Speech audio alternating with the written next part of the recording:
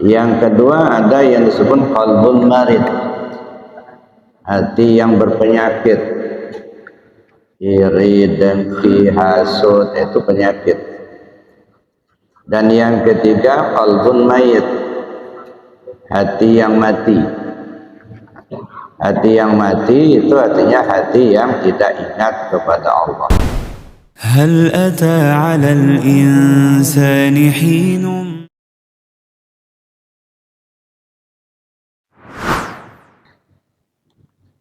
Andaikan orang yang mengucapkan kalimat la ilaha illallah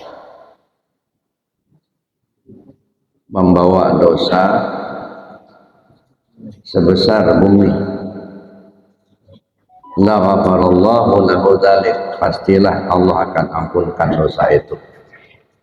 Ini salah satu kelebihan daripada mengamalkan zikir la ilaha illallah. Dari banyak hadis yang kita baca, satu keagungan kelebihan daripada kalimat la ilaha illallah itu, man qala la ilaha illallah akhiru kalami dakhala jannah. Siapa orang yang akhir kalamnya menyebut la ilaha illallah, dia masuk surga. Wa hadhil kalimatu thayyibah kama tutahhiru dzakir 'an syarqil jali tutahhiruhu 'an syarqil khafi wa taj'aluhu khalisan mukhlisan. Kalimah thayyibah atau kalimah la ilaha illallah ini membersihkan hati orang yang berzikir dari syirik jali, seperti halnya juga membersihkan dari syirik khafi, sehingga Allah menjadikannya orang yang bersih, khalisan mukhlisan. Man qala la ilaha illallah khalisan mukhlisan dakhala jannah.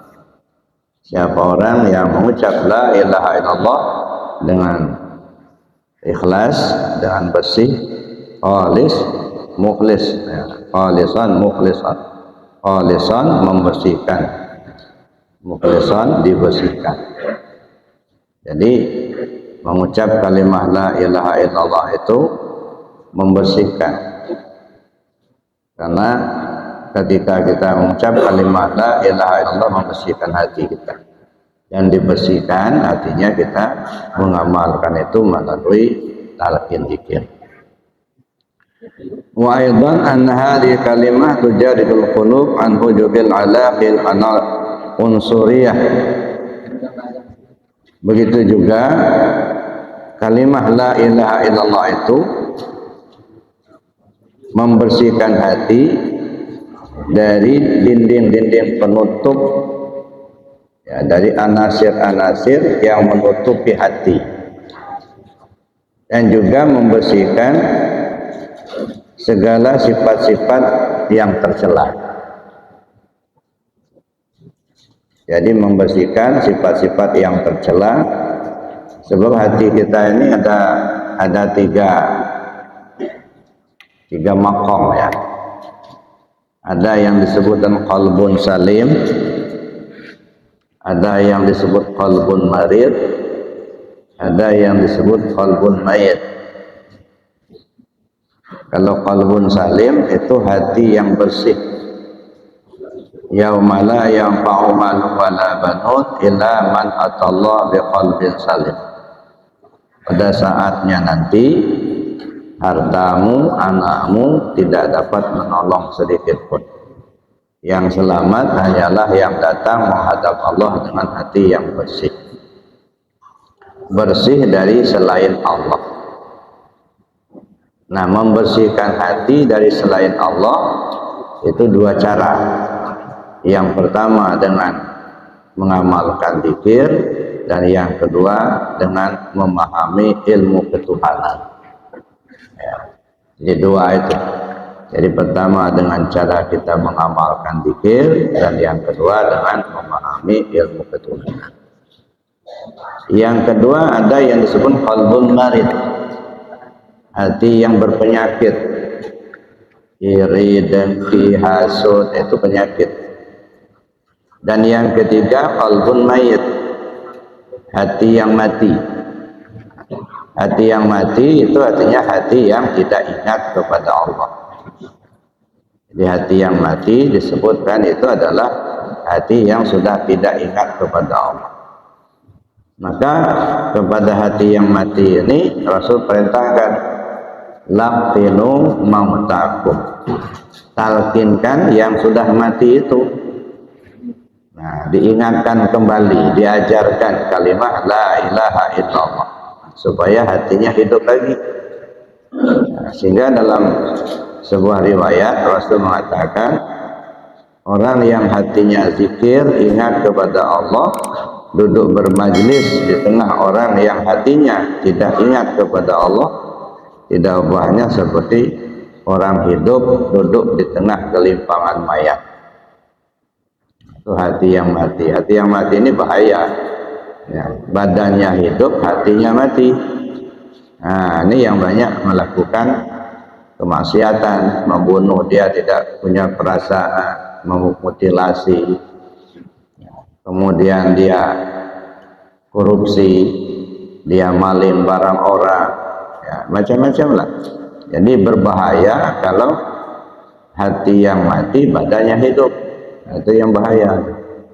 Nah, mendingan badannya mati, hatinya hidup. Ya, badannya mati, tapi hatinya hidup. Nah, itu aman itu. Pernah satu ketika Rasulullah SAW masuk masjid, ya, di pintu itu ada seorang laki-laki duduk, ditegur sama Rasul, jangan duduk di pintu, masuk kalau tidak keluar. Mendengar ada suara, laki-laki ini menoleh, rupanya Rasul yang datang. Laki-laki ini langsung ngomong, ya Muhammad, saya ini iblis. Iblis? Iya. Kenapa kamu duduk di pintu masjid begini? Dari tadi saya ingin mengganggu orang yang sedang sholat itu. Cuman saya takut sama yang lagi tidur di samping. Kata Nabi, kamu takut sama orang yang tidur, tapi nggak takut sama orang yang sholat. Kenapa? Kata iblis ini, ya Muhammad, kalau yang tidur itu badannya saja yang terbujur, hatinya zikir terus, ingat sama Allah. Aku nggak bisa dekat. Kalau dekat aku kebakar saya. Tapi kalau yang sholat itu badannya saja yang tulang tumpi itu, hatinya kemana-mana. Nah, ini makanan saya. Jadi itu iblis itu lebih takut orang yang tidur tapi hatinya zikir ketimbang orang sholat tapi hatinya tidak zikir, lalai. Nah, itu dahsyatnya zikir. Jadi Bapak Ibu yang saya hormati, zikir yang perlu kita biasakan ada 4. Ya, ada zikir syariat, ada zikir tarekat, ada zikir hakikat, dan ada zikir ma'rifat. 4 macam zikir ini kalau bisa kita biasakan. Yang pertama zikir syariat, yaitu dengan kalimat la ilaha illallah. Inilah kalimat teragung yang disampaikan oleh Rasul dan Rasul-Rasul sebelum Nabi kita Muhammad SAW. Afdalu ma qultu ana wa nabiyuna min qabli la ilaha illallah. Kalimat teragung yang aku sampaikan dan disampaikan oleh Rasul sebelum aku itu adalah kalimat la ilaha illallah. Nah, ini kita biasakan, ya. Biasakan dengan zikir. Jadi medianya itu lidah dan perbuatan, ya. Jadi ucapan dan perbuatan. Ini zikir syariat. Makanya zikir syariat itu semua ucapan dan perbuatan yang diberi pahala bagi yang mengerjakan, itu zikir syariat. Makanya termasuk sholat zikir, baca tasbih zikir, baca Quran zikir, haji zikir. Jadi semua ucapan dan perbuatan yang diberi pahala bagi yang mengerjakan itu zikir. Tetapi dari sekian banyak model zikir di tingkat syariat ini, yang paling afdal itu kalimat la ilaha illallah. Kenapa zikir ini yang paling afdal? Gampang mengucapkannya, besar pahalanya. Ya, mengamalkannya gampang, pahalanya besar. Andaikan ditimbang bumi dan langit serta isinya di sebuah piring timbangan, la ilaha illallah di piring timbangan yang sebelahnya jauh lebih berat la ilaha illallah. Ini kalau mau ukuran pahala ya. Oleh karena itulah maka kita biasakan lidah kita ini dulu untuk berzikir. Di dalam hadis kan disebutkan man qala la ilaha illallah akhiru kalamihi dakhalal jannah. Siapa orang yang akhir kalamnya menyebut la ilaha illallah, dia masuk surga. Ada juga orang yang komplain, gampang amat masuk surga itu. Ya, ingat-ingat aja la ilallah ketika mau mati masuk surga. Ingat ucapin, nggak usah sholat, nggak usah puasa. Ya. Tapi saya kira tidak segampang itu memahaminya, karena ada hadis lain yang mengatakan matanas bima ya'isubi, manusia mati sesuai kebiasaan. Nah, jadi dua hadis ini ya kita coba untuk menggandengkan. Di satu sisi Rasul mengatakan man qala la ilaha illallah akhirul kalam dakhala jannah. Siapa orang yang akhir kalamnya nyebut la ilaha illallah, dia masuk surga. Tapi kapan orang bisa menyebut kalimat la ilaha illallah itu? Ya, ketika dia sudah terbiasa dulu. Karena kata Nabi, manusia itu mati sesuai kebiasaan. Nah, kalau begitu berarti kalau kepingin akhir kalamnya nyebut la ilaha illallah, maka biasakan dulu nyebut kalimat itu selagi kita masih sehat. Ya, jadi jauh hari sebelum mau mati, biasakan lidah ini nyebut la ilaha illallah. Nah, kata Nabi SAW, ya, manusia mati sesuai kebiasaan. Nah, jadi kalau lidah ini memang sudah terbiasa menyebut la ilaha illallah, insya Allah mau meninggal pun dia akan menyebut kalimat la ilaha illallah. Tapi kalau jadi sehat begini nggak biasa, jarang-jarang menyebut kalimat itu, khawatir nggak timbul, Pak. Nggak hadir kalimat itu, waktu akan meninggal. Entah lupa, entah nggak bisa ngomong, dan lain sebagainya. Nah, jadi artinya ya kalau kepingin kalimat la ilaha illallah itu diucapkan menjelang kematian, biasakan dulu ya, untuk menyebut kalimat ini. Itu yang pertama. Jadi zikir dengan kalimat la ilaha illallah. Tetapi untuk berzikir dengan kalimat la ilaha illallah ini khalisan mukhlisan. Man qala la ilaha illallah ya khalisan mukhlisan. Siapa orang yang berzikir la ilaha illallah khalis, membersihkan. Kenapa membersihkan? Nah, ini yang sudah mungkin sudah sering kita kaji ya. Ketika kita berzikir itu mesti membersihkan 7 latifah. Ya. Kalau bahasa tarekatnya ditarik dari bumi paling bawah sampai ke langit paling atas. Nah, dari bumi paling bawah, langit paling atas. Kita berpikir kapan kita nyelam bumi paling bawah, warna tanahnya apa, berapa jauh dari situ. Nah, disinilah kita perlu mengkaji hakikat ya. Kalau diistilahkan ya, pusat ke bawah itu ibarat bumi ya, pusat ke atas itu langit. Jadi kalau disebut dari bumi paling bawah, langit yang paling atas, yang paling bawah telapak kaki, yang paling atas ubun-ubun. Nah, jadi artinya ditarik dari bawah telapak kaki sampai ke ubun-ubun. Lah, apa yang kita pahami di situ? Nggak ada, ini nggak ada. Lah, nggak ada. Maka itu disebut dengan nafi isbat ya. Menafikan yang ada pada hamba, mengisbatkan hanya kepada Allah semata. Itu makanya dia afdal.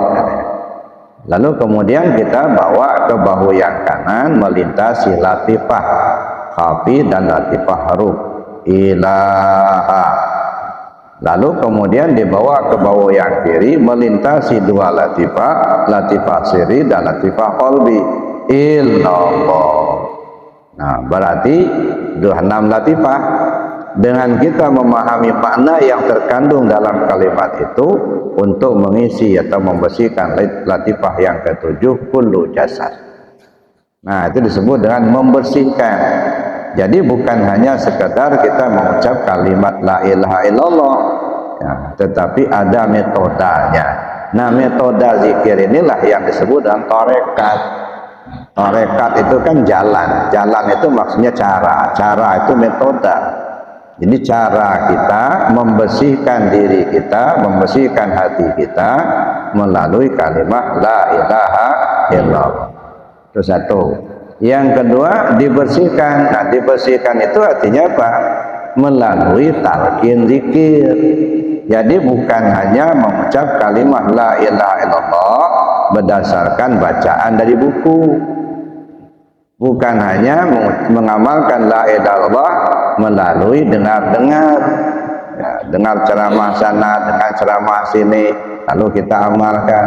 Enggak, dibersihkan. Jadi talqin zikir itu ibarat dibersihkan. Nah, sebab perjalanan ini menuju Allah. Inilah salah satu isyarat dari Isra dan Mi'raj itu. Nabi SAW ketika Isra Mi'raj kan sebelum berangkat dibelah dulu dadanya. Itu dibersihkan. Nah, begitu juga dalam tarekat ditalqin zikir dulu. Sesudah dibelah dadanya oleh Jibril didatangkan burak sebagai kendaraan. Artinya setelah talqin zikir dikasihlah amalan la ilaha illallah. Lalu berjalan dari Haram ke Aqsa, Aqsa ke langit. Nah, maksudnya apa ini?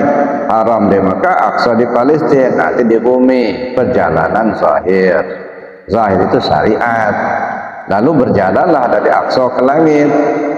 Langit itu gaib, gaib itu batin. Jadi perjalanan yang batin, hakikat batiniah. Jadi kalau Nabi Sallallahu Alaihi Wasallam menghadap Allah menempuh dua perjalanan dari Haram ke Aqsa di bumi, Aqsa ke langit, ya, sampai ke Sidratul Muntaha, sampai ke Raf-Raf. Itu artinya dua macam perjalanan, perjalanan zahir dan perjalanan yang gaib. Nah, kita juga begitu, karena kita akan menghadap Allah, maka menempuh dua perjalanan itu, perjalanan zahir syariat dan perjalanan batin hakikat. Tanpa menempuh dua jalan itu nggak bakal nyampai. Ya, ada orang pokoknya hanya bersyariat saja, nggak mau bertarekat, nggak mau berhakikat. Ya, pokoknya ngamalkan syariat aja, tapi nggak mau berhakikat. Ibarat perjalanan Isra Mi'raj hanya sampai ke Aqsa, nggak naik ke langit. Makanya ketika kita bawa sholat, kalau hanya sekedar sholat syariatnya saja, maaf-maaflah Bapak Ibu, banyak yang rajin sholat syariatnya, tapi rajin juga malingnya, rajin juga korupsinya, rajin juga berbohong. Kenapa? Enggak masuk ke dalam. Ya, yang dibenahi cuma di luar. Makanya ketika kita bicara masalah sholat, saya bilang itu ada sholat yang disebut dengan sholat syariat, ada sholat di tingkat tarekat, ada sholat di tingkat hakikat dan ma'rifat. Sholat di tingkat syariat, ya, ad-du'a muftatahatum bit takbir wa muftatahatum bit taslim bi syara'itin wa arkanin maksusah. Sekumpulan doa yang diawali dengan takbir, disudahi dengan salam dengan syarat rukun yang tertentu. Ada waktu-waktunya. Inna sholata kanat 'alal mu'minina kitaban mawquta. Ada waktu-waktunya. Ada zuhurnya, ada asarnya, kan oleh tubuh. Maka kalau kita bicara syariat, itu kerja tubuh itu. Yang kedua ada sholat di tingkat tarekat, ingat hati kepada Allah terus menerus, itu tidak ada batas, tidak dibatasi oleh waktu dan tempat. Ingat hati kepada Allah. Ada satu lagi yang disebut sholatud daim, ya, berkekalan di dalam sholat. Apa itu sholatul daim? Itulah yang disebut penyaksian zat kepada sifat. Nah, tetapi sholat-sholat ini terakumulasi ketika kita menjalankan sholat secara syariat. Ya. Makanya di dalam sholat, rukun sholat itu sendiri, itu ada yang disebut rukun 13. Rukun 13 itu terbagi kepada 3 bagian. Ada yang disebut rukun qauli, ada disebut rukun fi'li, ada disebut dengan rukun qalbi. Nah, ketiga-tiga macam ini punya takluk. Rukun qauli takluk kepada sama, rukun fi'li takluk kepada basar, rukun qalbi takluk kepada ilmu. Nah, maksud takluk itu apa? Artinya rukun qauli takluk kepada sama. Setiap yang kita ucapkan di dalam sholat didengarin. Jadi jangan hanya ngomel aja, mulutnya itu ngoceh aja, mentang-mentang sudah hafal itu, ya, cepat-cepat aja, tapi dia nggak mendengar apa yang dia omongin. Gitu. Ya, paling tidak begitu. Kalau bisa kita pahami, gitu ya. Apa yang kita ucapkan di dalam sholat itu kita pahami dan kita dengar. Allahu Akbar, mulut yang ngomong, nah telinga ngedengar. Ya. Bismillahirrahmanirrahim, alhamdulillahirabbil alamin, mulut baca Fatihah, telinga ngedengar. Subhana rabbiyal azim wa bihamdi, mulut mengucap tasbih, telinga dengar. Itu namanya takluk, ya, yang disebut dengan takluk kepada sama. Jangan mentang-mentang sudah hafal lalu nyerocos saja, ya, nggak didengarin, maka sering keliru sholatnya. Ya. Nah, begitu juga perbuatan. Rukun fi'li takluk kepada basar. Maksudnya apa? Apa yang diperbuat di dalam sholat dilihat. Ya. Jangan hanya tunggang-tunggi aja. Dilihat tubuh kita berdiri, dilihat tubuh kita lagi ruku, dilihat tubuh kita lagi sujud. Itu namanya rukun fi'li takluk kepada basar. Jadi apa yang diperbuat di dalam sholat itu diperbuat oleh tubuh kita dilihat oleh mata batin atau mata zahir. Nah, begitu juga rukun qalbi takluk kepada ilmu.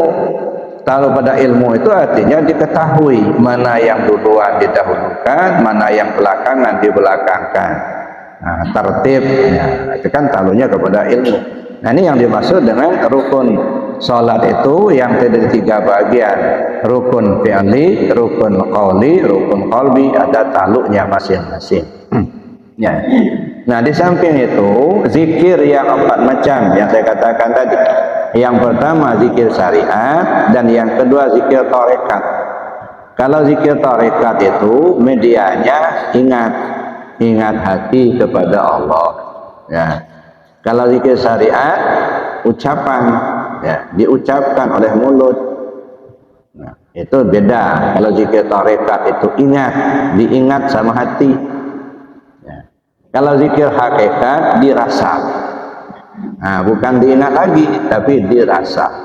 Merasa tidak kalau kita yang sholat.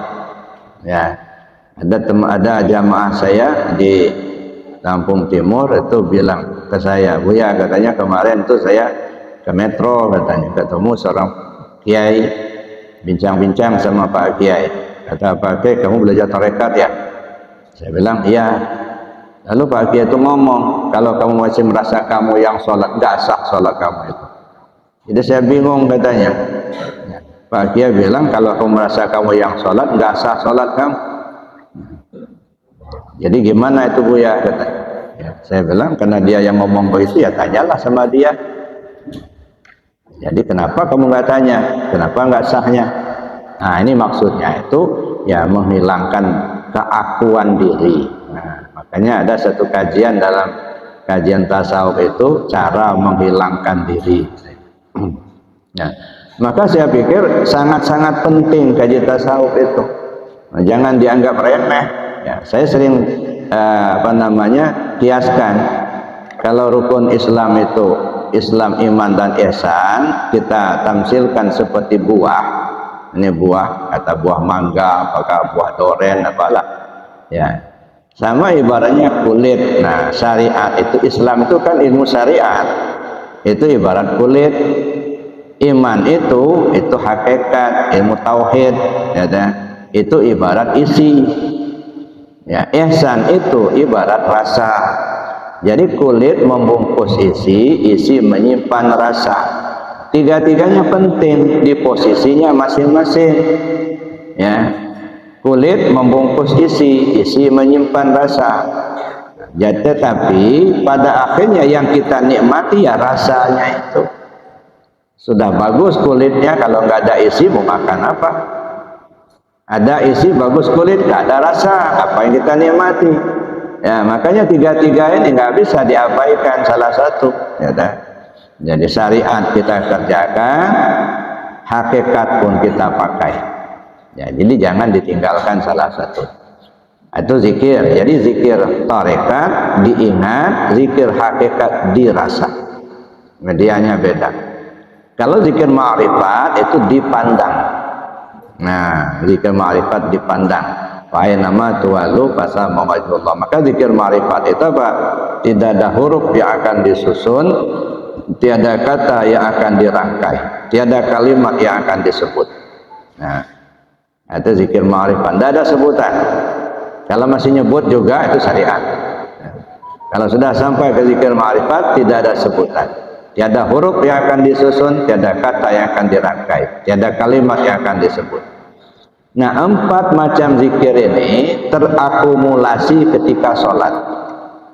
Zikir syariatnya terbawa, zikir tarekatnya ada, zikir hakikatnya juga, zikir ma'rifat juga. Jadi 4 zikir ini harus simultan di dalam sholat.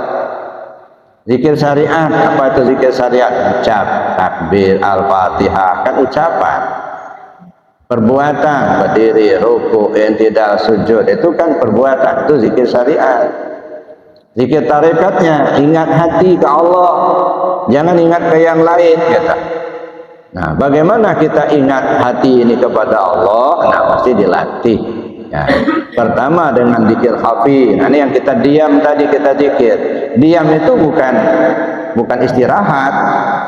Diam itu ngelatih hati untuk zikir. Nah, dan itu perintah Allah. Ya. Wazkur rabbaka fi nafsik. Sebut nama Tuhanmu melalui hatimu. Tadarruan wa khifatan, dengan rasa rendah diri, rasa takut kepada Allah. Wa dunal jahri minal qaul, jangan bersuara keras. Bil hudu wal asal, pagi, sore, siang, malam, sehat, sakit, lapang, sempit, di mana saja, kapan saja. Nah, itu melatihnya. Jadi setelah kita zikir jahat, la ilaha illallah tadi, lalu kita diam. Nah, itu zikir khafi, zikir di dalam hati. Melatih hati kita ini supaya ingat ke Allah. Ya. Awal mulanya kita paksakan dulu, ya. Allahu Allah, Allahu Allah, kan kita paksakan. Nah, kenapa? Karena tubuh ini belum terbiasa mengikuti ruh kita. Kalau kerja ruh itu kan zikir terus, Pak. Dia nggak pernah lalai dari zikirnya. Nah, cuman si tubuh ini, si zahir ini yang sering lalai. Maka diadakanlah syariat itu untuk mengimbangi pekerjaan ruh. Kata la ilaha illallah. Maka zikir tarekat itu untuk ingat hati kepada Allah. Kemudian Bapak Ibu yang saya hormati, ya. Jadi di samping kita biasakan supaya kita bisa ingat hati kepada Allah, itu biasakan hati kita zikir. Tadarruan wa khifatan. Tadarru dan khifah. Apa itu tadarru? Ada yang memahami tadarru itu artinya turun, khifah itu ringan naik. Jadi zikir yang turun naik. Apa turun naik? Zikir nafas. Nah, jadi ada zikir yang dibiasakan dengan sebutan dalam hati, ada zikir yang diikuti dengan nafas. Itu disebut dengan zikir hakikat. Nah, jadi kalau zikir tarekat itu diingat, kalau zikir hakikat dirasa, kalau zikir ma'rifat dipandang. Nah, 4 macam ini terakumulasi di dalam sholat. Jangan ditinggal salah satu, Pak. Ya kan? Zikir syariatnya kita baca Fatihahnya, kita baca ayatnya, kita baca tasbih. Itu bacaan-bacaan itu zikir. Zikir perbuatan, berdiri, ruku, i'tidal, sujud itu perbuatan. Lalu yang kedua, hati ingat ke Allah. Ya. Ketika kita salat, sepanjang salat, ya, wazkur rabbaka fi nafsik, ingat hati ke Allah.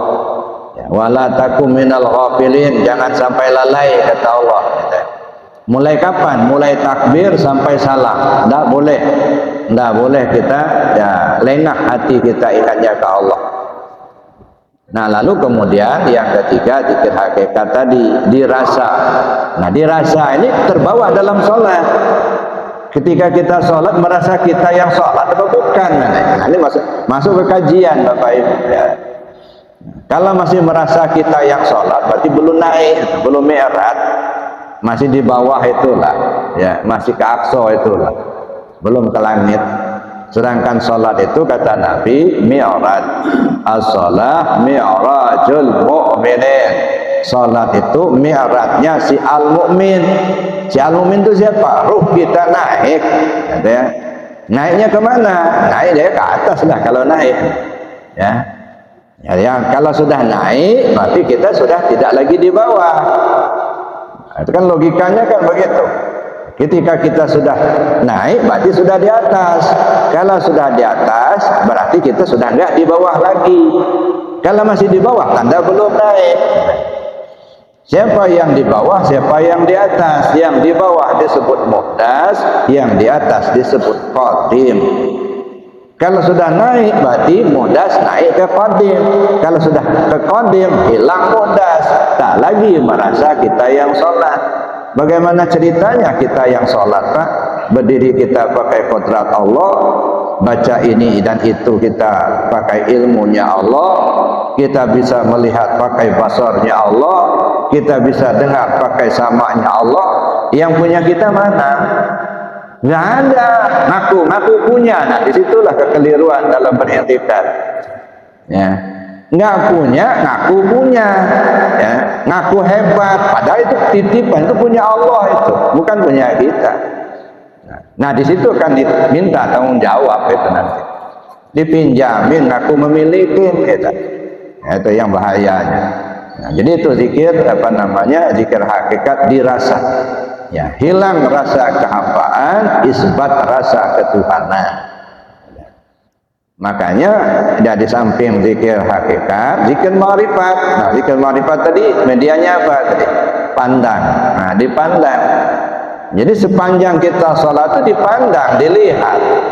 Nah, tubuh kita lagi berdiri, lagi ruku, lagi sujud, lagi duduk, itu dilihat, dipandang dengan mata batin kita. Dilihat tubuh ini dengan mata zahir.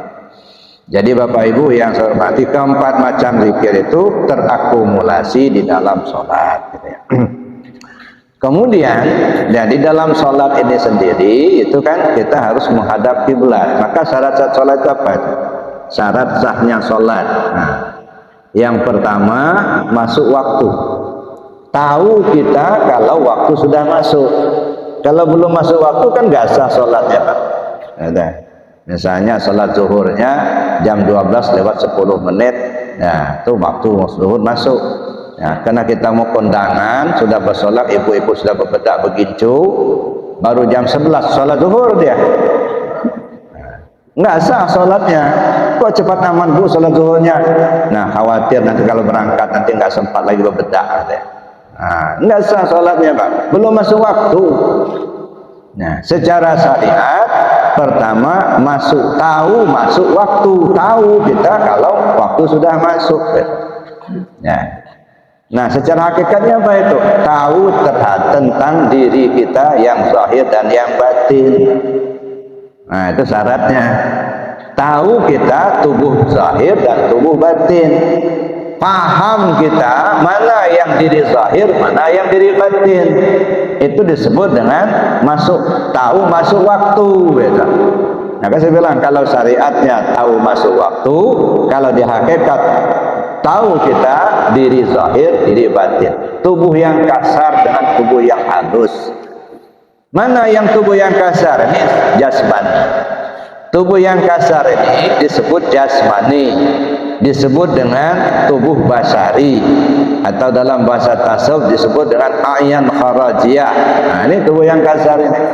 Asalnya apa? Nah, ini makanya kaji tasawuf mengasali diri. Keasalan tubuh yang kasar, keasalan tubuh yang halus. Nah, keasalan tubuh yang kasar mana? Air, api, angin, tanah. Nah, kalau hanya sampai di sini, asal air kembali air, asal tanah kembali tanah, asal angin kembali angin, asal api kembali api.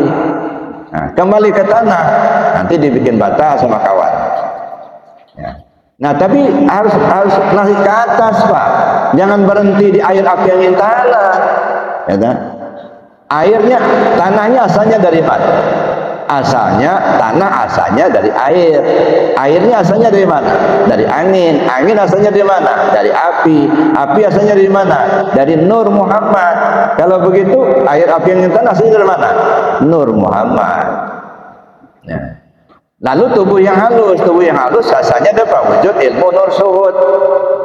Wujud ilmu nur suhud itu asalnya dari mana? Dari Nur Muhammad. Kalau begitu, zahir batin asalnya daripada Nur Muhammad. Ya dah. Zahir batin diriku terbit daripada Nur Muhammad. Nur Muhammad terbit daripada Nur Zat Allah. Nah, ke sana kembalinya. Bukan kembali ke air, api, angin, tanah. Nah, cuman di kita ini kadang-kadang nggak nyampe ke puncak, Pak. Ya. Sampai di tengah aja berhenti. Makanya asal tanah kembali ke tanah, asal air kembali ke air. Dia nggak tahu asal tanah dari mana, asal air dari mana. Ya, dah. Tanah asalnya dari air, air dari angin, angin dari api, api dari Nur Muhammad. Di situ puncaknya. Ya. Jadi jangan berhenti di tengah jalan, gitu ya. Yaitu Bapak Ibu yang saya hormati. Jadi tahu kita tubuh yang kasar dan tubuh yang halus itu syarat. Gitu ya. Yang kedua, apa syaratnya? Ya. Menutup aurat. Ya, kan begitu. Menutup aurat. Menutup aurat itu apa? Ya, kalau secara syariatnya aurat laki-laki antara pusat dengan lutut. Aurat perempuan seluruh tubuh kecuali muka dan telapak tangan. Itu syariat. Menutup aurat yang dimaksudkan di sini apa? Menutupi tubuh yang kasar dengan tubuh yang halus. Nah, bagaimana cara menutupinya? Nah, perlu kajian tersendiri itu nanti. Nah, ini yang disebut dengan bagaimana supaya sarung masuk pisau. Nah, kalau pisau masuk sarung itu udah biasa, Pak. Nah, yang mau dikaji itu sarungnya yang masuk pisau. Nah, ini kajinya aneh-aneh. Ya. Nah, kalau pisau masuk sarung memang usah dikaji, udah biasa. Gitu. Nah, yang jadi masalah gimana caranya sarungnya ini masuk pisau. Nah, itu yang disebut dengan menutup aurat. Menutup tubuh yang kasar dengan tubuh yang halus. Nah, yang ketiga apa? Menghadap kiblat. Nah, menghadap kiblat. Menghadap kiblat ini kiblat kita kemana kiblatnya? Ya. Kalau di dalam sholat syariat menghadap kiblat ke Baitullah di Mekah. Tetapi ketika kita mengkaji dalam ilmu tasawuf itu kiblat itu ada 4, Pak. Ada kiblat tubuh, ada kiblat hati, ada kiblat nyawa, ada kiblat rahasia diri. Kiblat tubuh kemana? Ya Baitullah di Mekah. Makanya kita kalau sholat mengarah ke Baitullah, ya.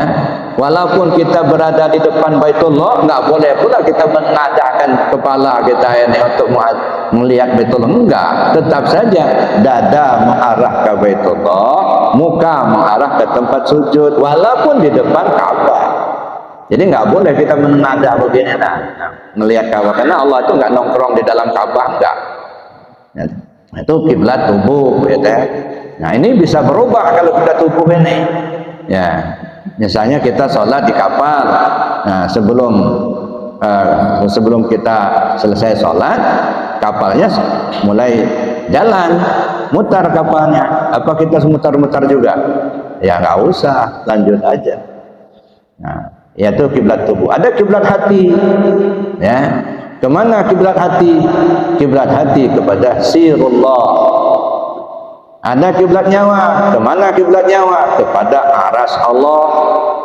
Ada kiblat rahasia diri. Kemana kiblat rahasia? Kepada nur Allah.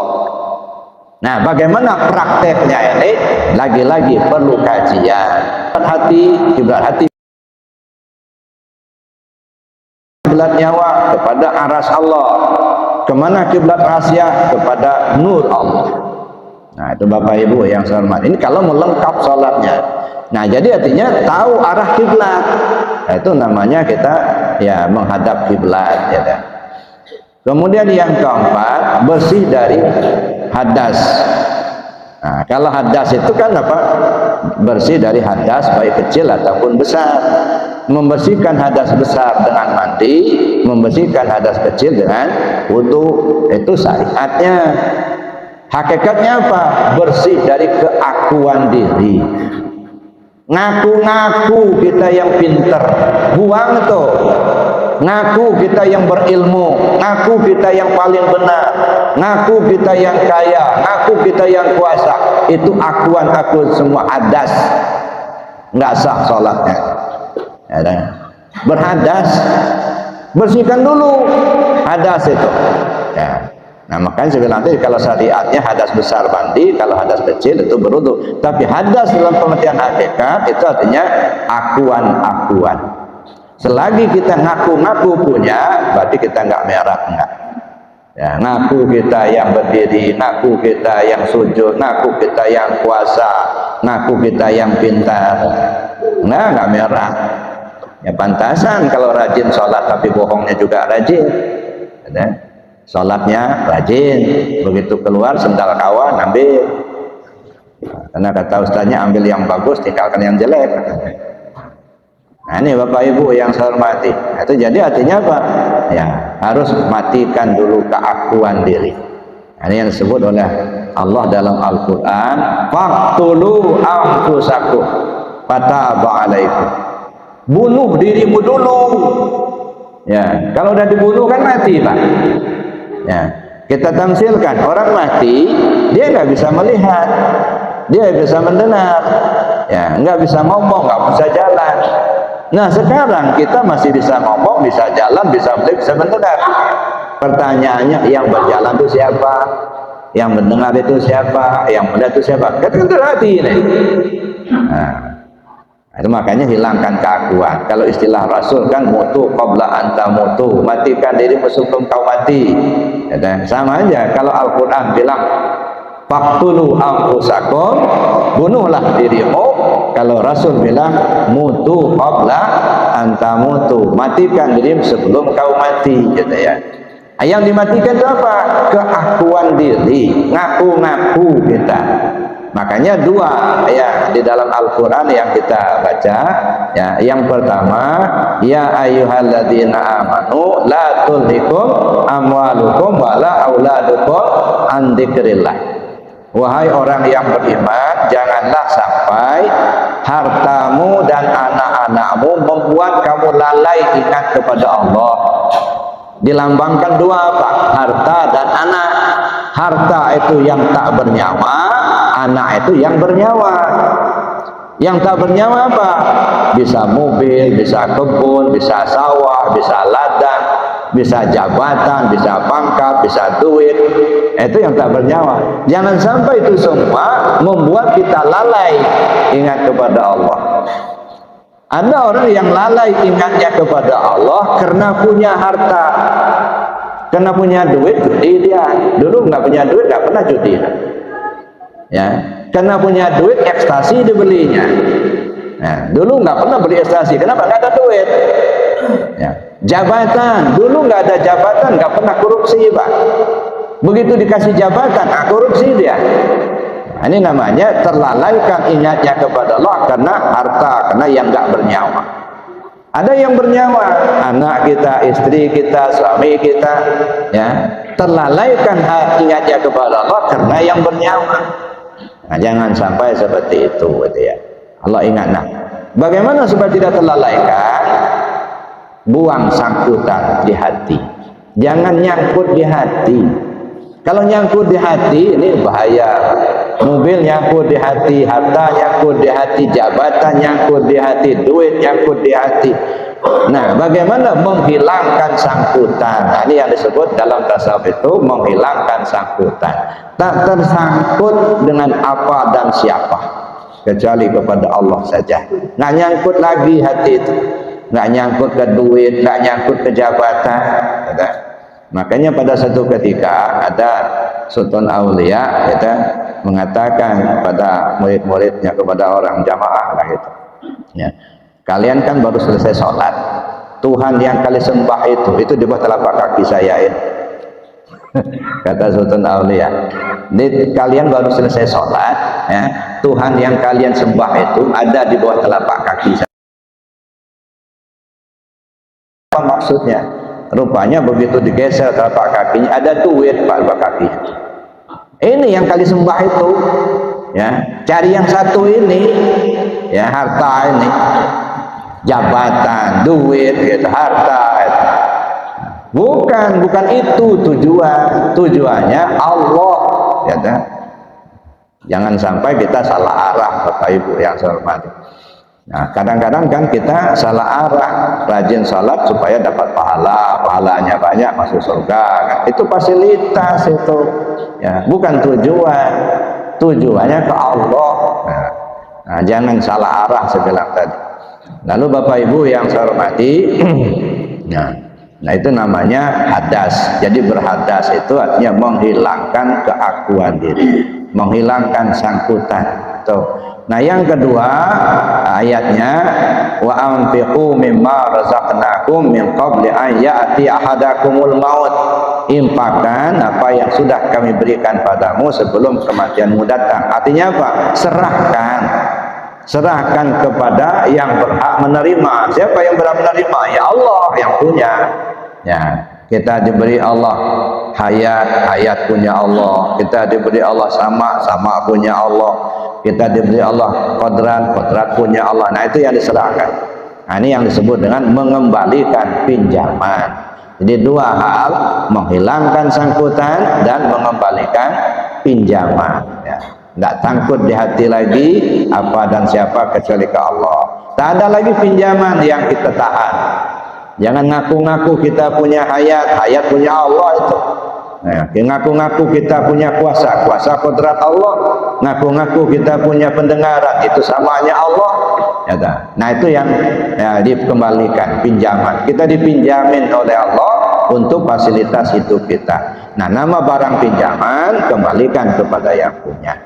Nah, yang terakhir Bapak Ibu dalam sholat itu ya sahnya bersih dari najis. Ya, najis itu ya benda yang kotor. Misalnya tinja kain kita kena seujung kuku aja, tinja itu batal kan? Kenapa batal? Karena najis. Kenapa najis? Karena sudah keluar dari sarangnya. Ya, ada keluar dari sarang, jadi perut. Kalau masih dalam perut, Pak, jangankan seujung kuku, 2 kilo bawa sholat, nggak apa-apa. Tapi kalau sudah keluar, nah, sudah najis. Nah, najis dalam pengertian hakikat apa? Tubuhmu itu najis bagi Allah. Ada. Nah, jadilah karena itu kita bersihkan, ya. Jangan sampai kita, ya, ibarat kata pengasabah sepuh, ya, badan payah hati susah, ya. Perasaan kita sudah rajin ibadahnya masuk surga bulat-bulat, nggak tahunya tersangkut, Pak. Orang-orang yang mengharapkan pahala-pahala seperti orang tandang ke kebun, ya, tahu tandang ke kebun, melihat rebung ambil, melihat tangkil ambil, lihat apalah, ya, jengkol ambil, seenggaknya banyak, karungnya udah penuh, kayaknya mau masaknya di rumah tuh banyak yang mau dimasak. Sampai di rumah rupanya karungnya bocor, Pak, hilang semuanya, nggak ada lagi yang dari kebun tadi. Nah, jadi jangan sampai kita merasa sudah punya pahala yang banyak tapi kenyataannya bocor, ya. Pahala itu gampang nyarinya, gampang pula hilangnya. Nah, jadi jangan terobsesi dengan pahala. Maka saya bilang tempo hari, udah Bapak Ibu kita sudah tua-tua, ya, jangan terobsesi dengan pahala, dengan surga, itu fasilitas Allah, ya, bukan tujuan kita ke Allah, ya, tujuan ke sana, kembalilah kita kepada Allah. Karena ada inna lillahi wa inna ilaihi raji'un, datang adalah kembali ke Allah, jangan kembali ke surga, ya. Datang dari Allah kembali ke Allah. Cuman kita ini kadang-kadang ya itu selalu dibayang-bayangi dengan fasilitas gitu. Kepingin masuk surga, bidadarinya banyak di sana. Nah, itu ngejar bidadari. Bapak Ibu yang saya hormati, kadang-kadang kita lupa dengan tujuan akhir. Itu semuanya untuk memotivasi kita. Artinya kalau ngamalkan ini ada hasilnya, nggak sia-sia, ada pahalanya, gitu ya. Kalau sudah ke Mekah ke sini dapat haji yang mabrur, masuk surga, kan itu kan. Itu memotivasi kita, artinya nggak sia-sia. Tapi itu bukan tujuan. Ya. Ya ayyatuhan nafsul mutmainnah irji'i ila rabbiki, kembalilah kau ke Tuhan. Nah, kembali ke Tuhan kita masing-masing. Mudah-mudahan Allah beri petunjuk pada kita. Amin Allahumma. Saya kira demikian Bapak Ibu, karena kita dibatasi waktu. Sementara saya akhiri dulu. Assalamualaikum warahmatullahi wabarakatuh. Bapak-bapak, Ibu, bukan membatasi waktu. Mungkin ada yang ditanyakan, silakan. Dan tanya.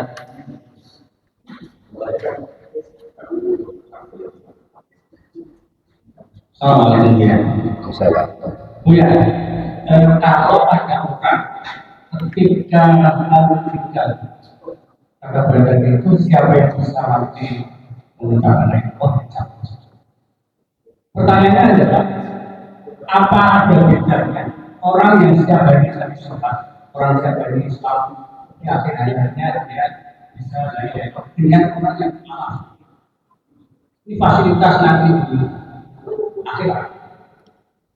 Apakah semua orang yang bisa layak itu masih bisa atau tidak?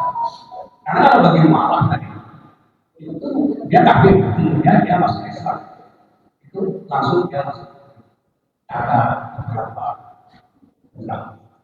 Tapi kalau orang tadi sejak awal tadi sudah Islam, di akhir hayatnya tadi itu bisa layak, dia kan masih Islam. Yang kembali menjadi apakah sama maksudnya orang yang malah ya setiap hari itu sudah Islam. Terima kasih ya. Assalamualaikum. Salam. Surga itu 7 tingkat, Pak. Fasilitasnya beda-beda. Ya, bisa disebut masuk surga juga, cuman mungkin fasilitasnya beda. Ya. Secara garis besarnya abid dengan arif. Nah, kalau abid itu orang rajin ibadah, tapi dia tidak arif, tidak mengenal Allah dengan sesungguhnya. Yang dia kenal, yang dia tahu Tuhan itu namanya Allah. Siapa yang bernama Allah itu nggak tahu. Cuman rajin sholatnya, rajin puasanya. Ya. Orang abid, ya dah. Ya, al abid sayyarun ilal jannah wal arif sayyarun ilal qurbah. Orang abid jalan kaki menuju surga. Orang arif terbang menuju Allah. Nah, beda. Kalau fasilitas apa ya, walaupun tidak arif billah, insya Allah dia dapat fasilitas itu juga. Surga itu apa? Kenikmatan, Pak. Yang namanya surga kenikmatan. Jangankan di akhirat, sekarang aja kita rasakan kenikmatan itu. Neraka itu kesengsaraan. Ya, makanya ada kisah ya, si Bahlul ya ditanya sama si raja ya, Harun Ar-Rasyid, kenapa kamu kok nggak datang ke istana? Maaf Tuan Raja, saya baru kembali dari neraka. Lah, ngapain kamu ke sana? Saya mau minta api sama penjaga neraka itu. Dapat apinya? Enggak dikasih katanya. Kata penjaga neraka, Bahlul katanya, ya, kami di sini tidak menyediakan api karena mereka yang datang ke sini mereka bawa api masing-masing. Nah, ini kalau banyak bawa apinya banyak sengsaranya. Allah itu tidak pernah menyiksa hambanya, Pak. Allah itu bersifat Rahman dan Rahim, pengasih penyayang. Tapi apa yang diminta hamba dikasih, minta neraka dikasih, kan gitu. Minta surga dikasih. Kalau berbuat jahat Anda minta neraka, ya dikasih sama Allah. Kalau berbuat baik Anda minta surga, ya dikasih. Ya, kesenangan. Cobalah kita lihat, kita perhatikan. Kadang-kadang kita bikin sendiri neraka itu. Ya, umpamanya Bapak sudah bikin rumah, bagus rumahnya, tidak dipakai, tidak ditempati. Lalu kemudian Bapak pergi ke satu tempat, ngelihat ada rumah orang bagus benar, Lo kepikiran, coba ya rumah kita dulu bikin kayak gini nih, nggak sempit kayak sekarang. Nanti jadi pikiran, ujung-ujung diroboh aja rumahnya. Nah itu bikin neraka sendiri itu. Jadi yang mau kita apa, neraka kesengsaraan itu apa? Penyesalan. Jadi penyesalan itu adalah kesengsaraan, maka dia akan penuh penyesalan. Kenapa enggak begini dulu? Kenapa enggak dulu ibadah begini? Kenapa enggak sedekah dulu? Nah, itu penyesalan itu menyiksa. Nah, di samping itu memang ada riwayat dalam Al-Quran atau hadis itu, ya neraka itu ada yang digambarkan dengan api, gitu ya, dan lain sebagainya. Itu menunjukkan kesengsaraan yang luar biasa. Nah, jadi enggak. Kenapa luar biasanya? Ya gimana lagi? Mau balik enggak bisa lagi. Ya sementara kesengsaraan dirasakan terus gitu. Jadi itu Bapak Ibu ya, jadi artinya kalau masalah fasilitas itu kan tentu sesuai dengan tingkatan ibadahnya. Ada yang tingkat 1. Jadi artinya surga itu 7 tingkat. Jangan dibayangkan 7 tingkat kayak kue lapis Pak, kayak rumah susun gitu. Nah, gitu ya. Ada tingkat bawah, tingkat atas, lalu yang paling atas berstrata. Kayak kita di dunia inilah, ada yang strata bawah, ada strata menengah, ada strata atas, gitu ya. Nah tentu beda, ya ada yang strata bawah, gitu ya. Fasilitasnya sedang-sedang saja, gitu ya. Ada strata menengah, ya mencukupi, ada yang nggak begitu mewah, tapi ada strata atas yang luar biasa. Jadi kalau masuk surganya, asal berbuat baik, insya Allah masuk surga juga Pak. Cuman masalahnya nanti akan proses, ya, akan ditanya, ya. Kalau banyak dosanya, lama masuk nerakanya, gitu ya. Nah, bagaimana supaya tidak masuk neraka, supaya enggak pada proses, masuk surga tanpa hisab. Mau masuk surga tanpa hisab? Mau. Kembalikan dulu semuanya sama Allah, nggak akan ditanya lagi, enggak? Ya. Kalau kenapa ditanyakan, logikanya begini, Allah yang menggerakkan, orang maling Allah menggerakkan. Kenapa kok dikasih dosa? Nah, coba kita renungkan. Nah, apa yang menyebabkan dosanya itu? Ya. Karena pengakuan adanya kita, karena kita merasa ada. Nah itu yang menyebabkan pertanyaan, kesadaran kita kepada diri kita sendiri. Tidak terpulangkan kesadaran kita kepada Allah. Kalau semua sudah dikembalikan kepada Allah, sama punya Allah, ayat punya Allah, ilmu punya Allah, basar punya Allah, kodrat punya Allah, pasti baguslah hidupnya di dunia.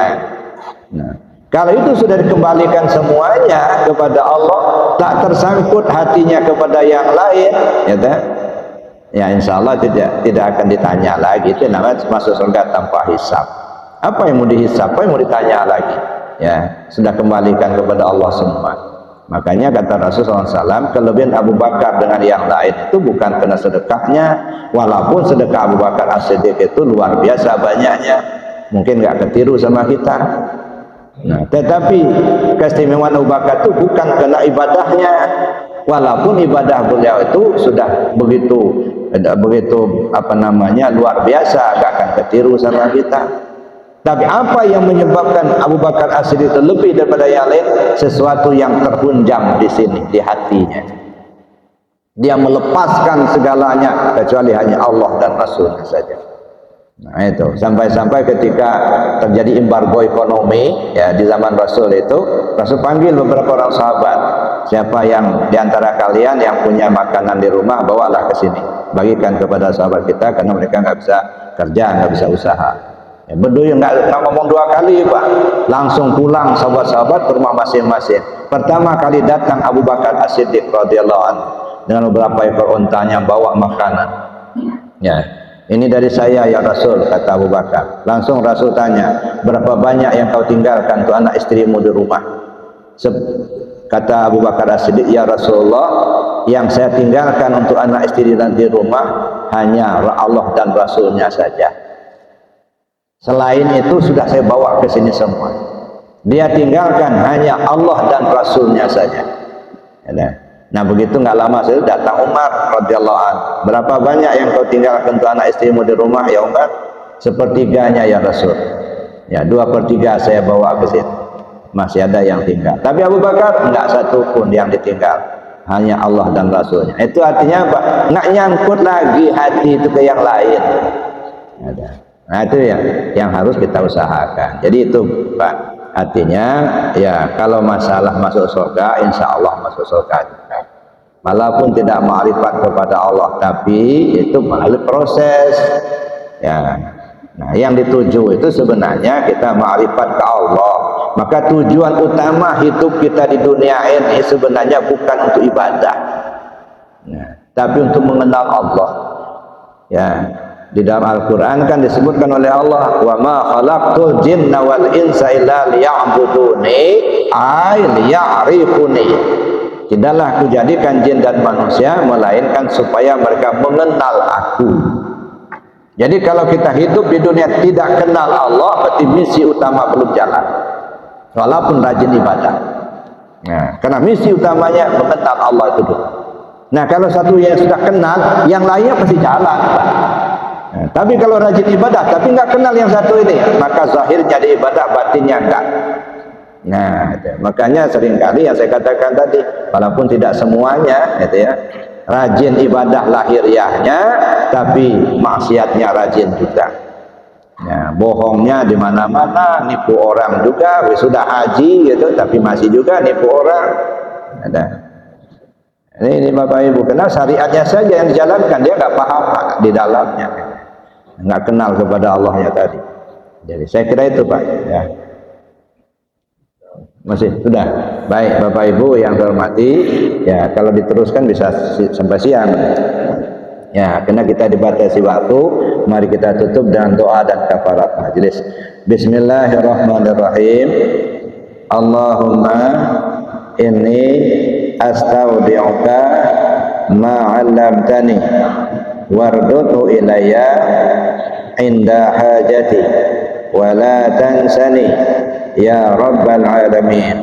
Subhanakallahumma wa bihamdika asyhadu an la ilaha illa anta astaghfiruka wa atubu ilaih. Assalamualaikum warahmatullahi wabarakatuh.